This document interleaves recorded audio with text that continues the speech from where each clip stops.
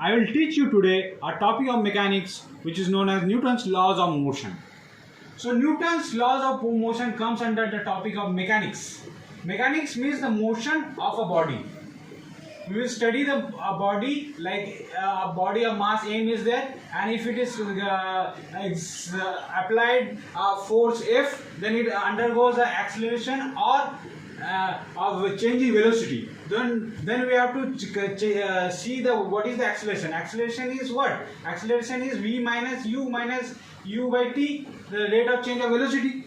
So we will see all these concepts in this topic, that how the motion of the body changes with respect to time, right? So like we are teaching so first of all, for knowing the Newton's laws of motion, first law of motion we have to study. First law of motion states that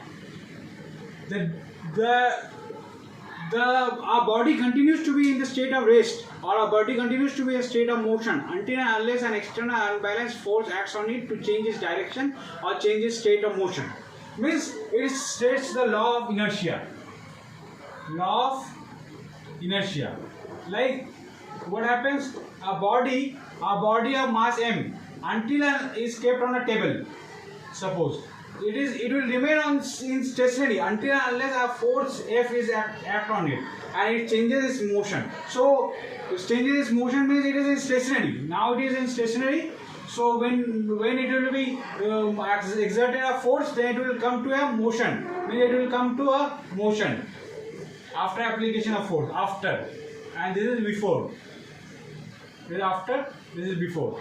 Right? So what is the first law saying? That what is the thing which is opposing the change of motion?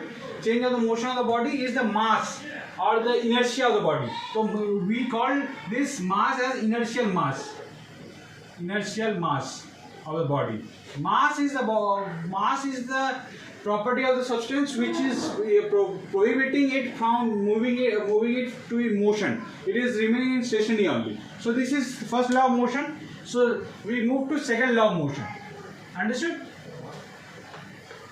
So second law of motion, what it states, that the rate of change of momentum of a body, is directly proportional to the net force applied to it. Means the force which is applied to it is directly proportional to dp by dt, right? A body of mass m is there and it is applied, a force of F is exerted on it and it changes its velocity. Suppose it is initially at u is equal to 0 and it acquires a velocity v. So what is the acceleration of that body? V minus u by t.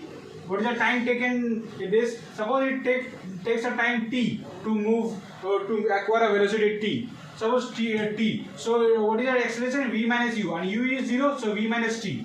So this is there, right? So F is directly proportional to dp by dt. So F equal to, we can write k dp by dt, because this is the proportionality constant. And in SI unit we choose in such a way that if F equal to 1 Newton, the SI unit of force is Newton. So if it is 1 Newton and dp by dt is kg meter per second, right? Because this is mv. What is p? P is momentum. P is equal to mv. This P is momentum. Momentum is equal to mass into velocity of the body, right? So it is, if it is k and it is 1 kg per meter per kg meter per second, right? Kg meter per second. So it is chosen in such a way that k becomes 1. So 1. So we can write directly from here that force is equal to dp by dt. And we can see here what is that dp by dt, p is equal to mv. So we can write for d of t by mv, right? Mass of the values. If the mass of the body, like this is a constant, is a stationary body, and it is the mass of the body is not changing. So it will become m dv by dt, right? M